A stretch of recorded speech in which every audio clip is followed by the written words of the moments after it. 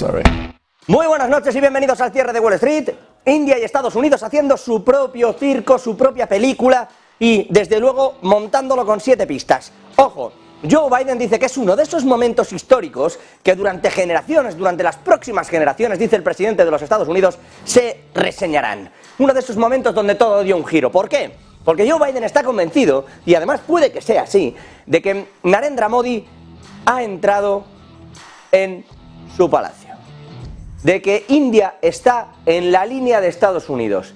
¿A qué acuerdos? Porque no conocemos el detalle, se ha llegado exactamente.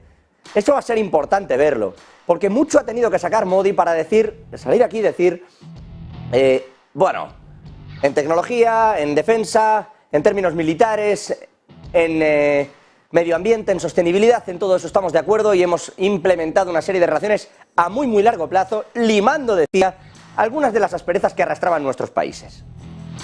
Pero decía yo, mucho ha tenido que sacar Modi para meterse directamente en esto, sobre todo porque India, hasta ahora mismo, estaba jugando sobre el alambre, y lo estaba haciendo como un magnífico equilibrista, la verdad. A ratos quedaba con China, le sacaba una serie de acuerdos comerciales, a la vez que podía sacarles otro a Australia o a Reino Unido, una serie de acuerdos de libre comercio, a la vez que podía comerciar con el petróleo ruso, incluso comprándolo en yuanes y trasladándoselo después a Europa con una etiquetita nueva, y ahora llega una serie de acuerdos con Estados Unidos y, a tenor de lo que está diciendo Joe Biden, esto se acabó. Cuidado, que además Joe Biden lo que ha dicho, importante este detalle, es, con respecto a la relación con China, creo que la relación está en colapso. Y ayer, que le llamó dictador Joe Biden a Xi Jinping, no es que se equivocara. Dice Biden que es que él se limitó a reseñar un hecho. Esto va a enfurecer a China, que ya había dicho que si no se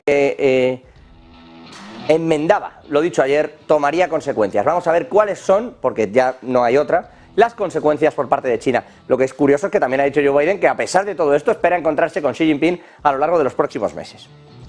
Bueno, vamos a ver qué pasa con todo esto. Mientras pasa esto, en un lado del mundo, en Ucrania seguimos a vueltas con ofensivas y contraofensivas, y en concreto, ya con el apartado energético. Kiev, Ucrania, que sigue volcada en esa contraofensiva, que dice va más lento de lo esperado, pero dicen también que avanza, hoy, a través de su ministro de Energía, ha soltado una especie de ultimátum. Hay muchos contratos que tenían firmados con Rusia previos a la entrada o a la llegada de la guerra de Ucrania, previos a este conflicto, y que van a expirar a finales de año. Algunos ahora, otros en 2024, etcétera, etcétera. Una serie de acuerdos que se habían firmado en principio en 2019 y que dan suministro a ciertos países, y por eso, hablo de acuerdos energéticos de trasvase de gas a través de Ucrania, y que por eso en muchos casos no se han cerrado, ¿no? Y ha recibido Polonia, por ejemplo, que se está ayudando a Ucrania y todo lo que ustedes quieran, pero Polonia ha recibido gas desde Rusia vía Ucrania, ¿eh? Esto está pasando. Bueno, pues dicen desde Ucrania, dice su ministro de Energía, que están dispuestos a cortar el gas en el año 2024. Ese gas que llega desde Rusia y que atraviesa Ucrania. En concreto, German Galushenko, en una entrevista a Financial Times, dice que las posibilidades de que Kiev y Moscú acuerden una renovación de ese contrato de tránsito de 5 años que se firmó en 2019 son bastante escasas. Desde un punto de vista eufemístico, imagino, porque imagino también que es que ahora mismo esas posibilidades son nulas. Pero bueno, dice, realmente no puedo imaginar cómo podríamos llegar a un acuerdo bilateral en este sentido.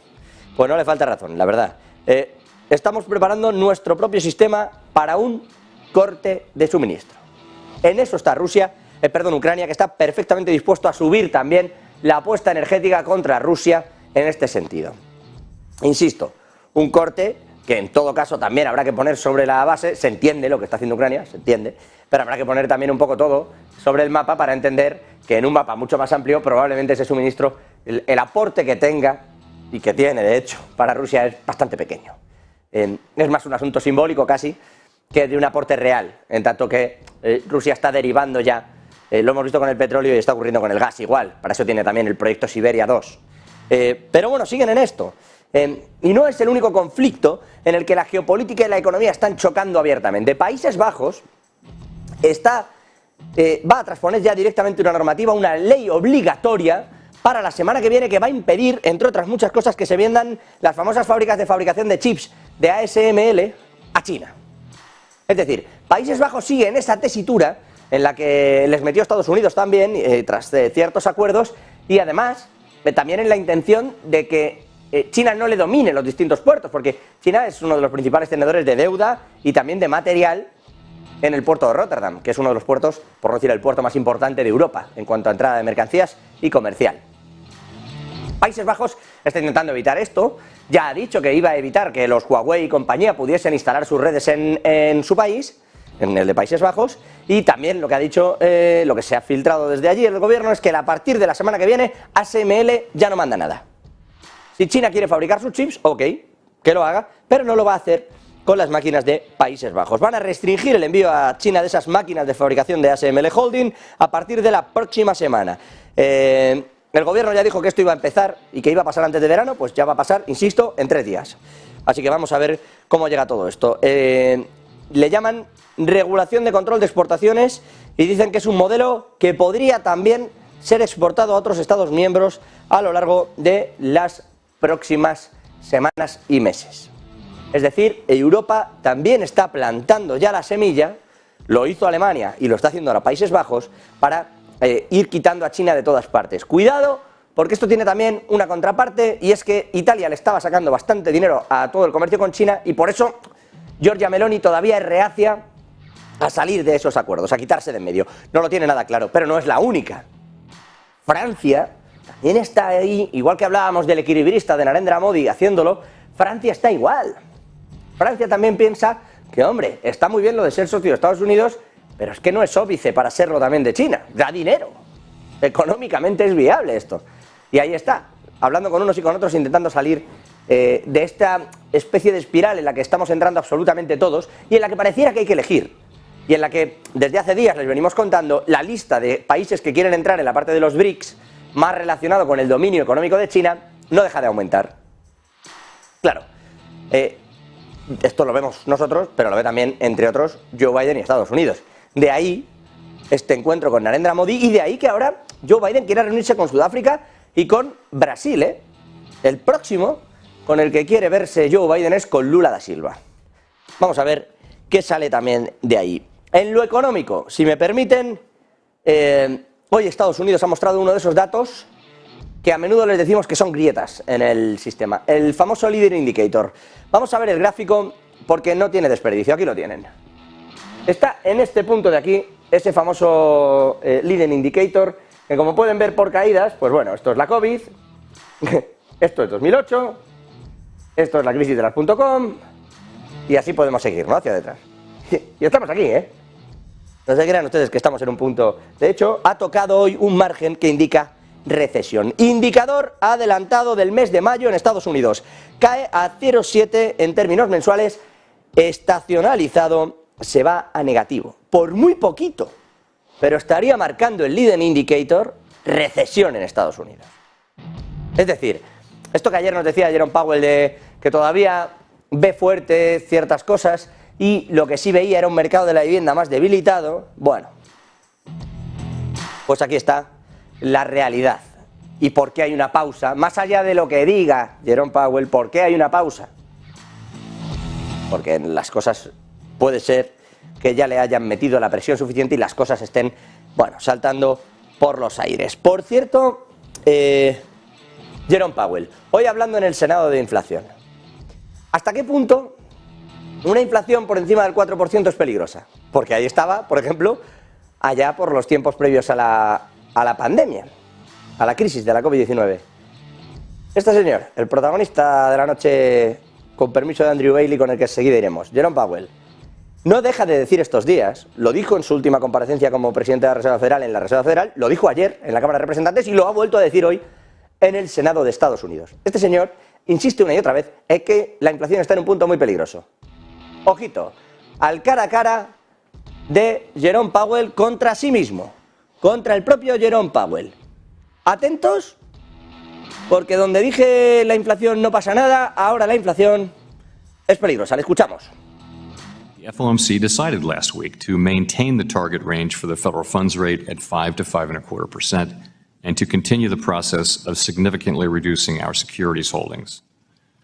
Nearly all FOMC participants expect that it will be appropriate to raise interest rates somewhat further by the end of the year.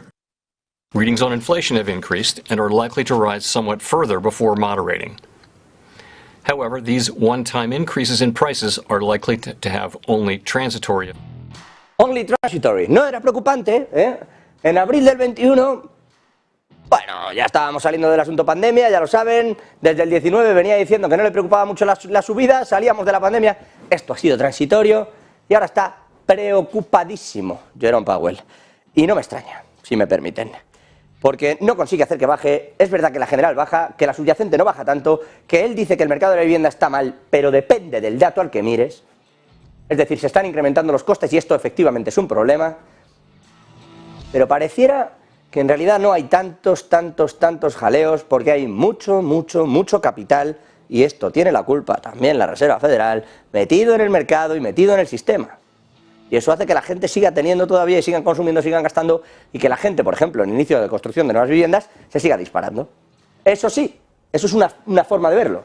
La otra es, ojo, la gente se está gastando ya lo que no tiene, pero creen que el dinero viene regalado y siguen en ello. Vamos a ver, porque lo difícil va a estar en cuadrar exactamente el punto en el que se va a disparar la morosidad de forma espectacular, y de verdad, ese leading indicator que veíamos, ese gráfico que veíamos hace un instante, marca no solo esa ligerísima caída del menos 0,08, que es muy poquito, sino que de verdad se vaya hacia abajo. Ahí sí que vamos a ver un problema, pero eso lo vamos a ver evidentemente arrastrado por una ola de impagos. Ojo, porque Jerome Powell también ha hecho hoy un ejercicio de prudencia. Le han preguntado, lo veían al principio de este cierre, de estas noticias del día, lo ha hecho la senadora Warren, le han dicho, oiga, esto del Silicon Valley Bank, ahí la tienen, esto del Silicon Valley Bank, ¿cómo que no tiene la culpa la Reserva Federal? La culpa, y además le señalaba, la culpa la tienen ustedes.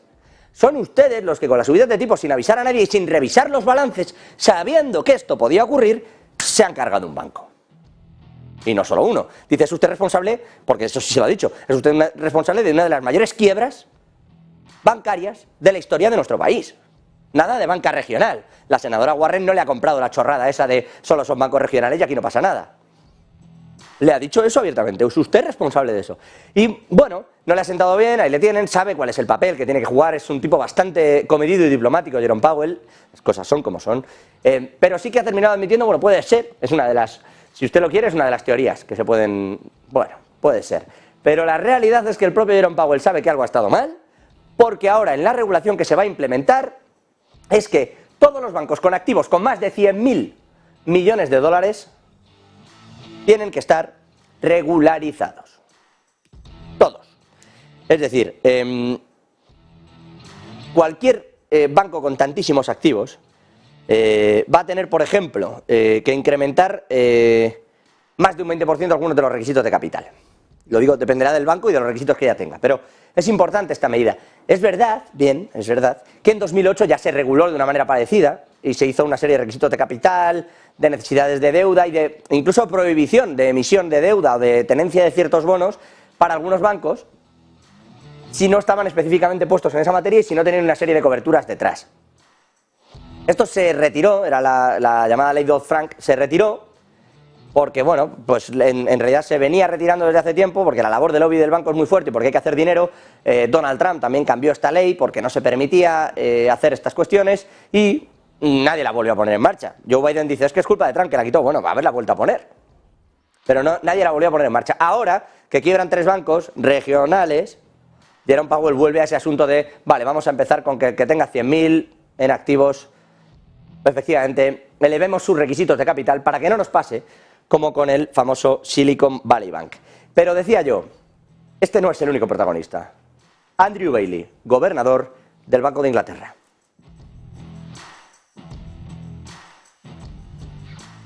Unfortunately, inflation is still too high. The good news is our economy is doing better than we thought it might. Inflation has begun to fall and unemployment is very low. But recent data have shown us that further decisive action is needed in order to be sure we get inflation back down. And that's why we've acted today. We will continue to do whatever is necessary.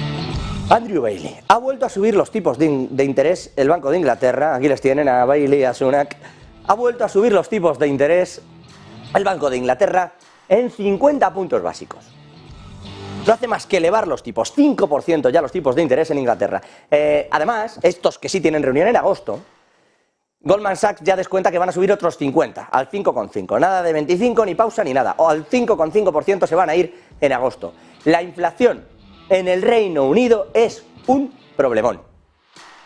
Y todos los primeros ministros que ha habido hasta ahora mismo, desde que se empezó a gestionar el Brexit, la crisis de la pandemia, etcétera, hasta ahora mismo, todos lo que han intentado es quedarse en el poder regalando dinero, poniendo subvenciones, etcétera, para los propios británicos. Decían, como ahora nos vamos y vamos a ser millonarios saliendo de Europa, vamos a dar dinero. Claro, esto ha sido al revés. Primero, que te ha caído la parte de impuestos, porque ahora además vienen aranceles si no se llega a ciertos acuerdos, pero sobre todo, que no se puede hacer eso. Que si usted sigue dando dinero, la inflación no va a caer, que es lo que dice el Banco Central. Andrew Bailey tiene un papelón importante. Las cosas como son, bastante hace con aguantar en el cargo con la que le está cayendo en Reino Unido. Tiene la inflación disparada. No son capaces de producir su propia energía, y además esto lo ha disparado todo también, porque no eran capaces de rebajarlo, y lo han intentado con fuerza, incluso con reformas fiscales como lo ha intentado el propio Jeremy Hunt. Claro que de por medio, la señora Liz Truss casi la lía, con una serie de bonificaciones fiscales que hicieron que el Banco de Inglaterra tuviera que meter 60.000 millones de libras corriendo en el mercado para que algunas cosas no quebraran. Y luego los volvió a sacar a través de esos glitches. Pero claro, ya no es lo mismo, ya la sensación es, no pasa nada. Como se suele decir, aquí está todo pagado por el Banco de Inglaterra. Y la sensación de que no hay un miedo a que nada caiga era tan real como que seguían subiendo salarios, se pedían convenios, etcétera, etcétera, mientras la inflación seguía disparada. Conclusión, una inflación del 10%, casi persistente ahí arriba. La tienen por encima del 7% en la subyacente. Falta de algunos alimentos, etcétera, etcétera. La situación es muy grave y muy preocupante. Llegó a salir desde el propio Banco de Inglaterra el personal a decir: tienen que asumir los británicos que son pobres. Y es lo que no han asumido, en referencia a que siguen gastando en unas cosas que no tienen y que no pueden seguir haciéndolo. Y en eso están. Por cierto, Rishi Sunak, ¿por qué es protagonista junto a Bailey? Y igual que le hemos criticado tantas veces, porque lo hemos hecho y porque, hombre, sus razones ha dado, ha dicho que erradicar la inflación en Inglaterra, en Reino Unido concretamente, no es fácil. Reconoce la labor del Banco de Inglaterra, la labor de Andrew Bailey, y además está dispuesto a no poner bonificaciones fiscales, a no entrar en una carrera, en un debate sobre si hay que regalar más dinero o hacer determinadas cuestiones. Dice en concreto el propio Sunak que no va a dificultar el trabajo del Banco de Inglaterra relajando la política fiscal, ni recortando impuestos, ni gastando más, u ofreciendo grandes aumentos salariales en el sector público, porque, dice textualmente Rishi Sunak, todo esto que parecería bueno, en muy pocos meses se demostraría que es una muy mala idea. Cuidado, no vayamos a tener a dos seres responsables al volante por primera vez en mucho tiempo, mirando a la economía en un escenario complicadísimo como el que tiene el Reino Unido. Mirando al Banco de Suiza, también protagonista en el día de hoy, y además de qué manera, porque tuvo su crisis, su particular crisis, y ahora lo que ha decidido es intentar arreglarlo. Es decir, Credit Suisse era un problema, ha sido un rescate, no ha sido un rescate, son los bancos demasiado grandes para caer. Javi Luengo, muy buenas noches. ¿En qué punto están exactamente en Suiza con esto? Sí, ¿qué tal? Muy buenas. El marco actual es limitado e incluso puede entorpecer la introducción de medidas correctivas si así se necesita. Son las conclusiones del informe de estabilidad financiera que ha hecho públicos hoy el Banco Nacional de Suiza tras la crisis de Credit Suisse y esa fusión forzada por UBS, esa adquisición forzada a UBS. Considera el supervisor helvético que las medidas regulatorias, las métricas regulatorias son relativamente limitadas y que pueden retrasar la acción correctiva. Los requisitos de capital están bien, pero no son suficientes. Credit Suisse cumplía con los requisitos de capital y dice el Banco de Suiza, mira cómo acabó. No es suficiente para garantizar la confianza de una entidad bancaria. Señala el regulador que en los instrumentos de capital AT1 esos cocos absorbieron pérdidas solo cuando el punto de inviabilidad era inminente y la intervención estatal se hizo necesaria. Por lo que sostiene que las características de estos instrumentos no fueron efectivas para una entidad como Credit Suisse expuesta enfrenta a múltiples dificultades y riesgos a las reacciones negativas del mercado. Advierte que los colchones de liquidez del banco y las garantías para hacer uso de las líneas del Banco Central no fueron tampoco suficientes, y de esta manera el Instituto Emisor Suizo plantea dudas sobre la capacidad de mantener regímenes con grandes bancos a sus espaldas. De momento, lo que dice el Banco Nacional de Suiza es que van a vigilar muy de cerca a UBS por lo que pueda pasar ahora, después de haber absorbido al otro gran titán de los sistemas financieros, como fue el caso de Credit Suisse. Y esto justo en el mismo día en el que un grupo de bonistas de Cocos de Credit ha presentado ya una demanda colectiva acusando a 3 ex ejecutivos del banco suizo, 3 exdirectores generales, de ser los directos responsables de la caída del banco.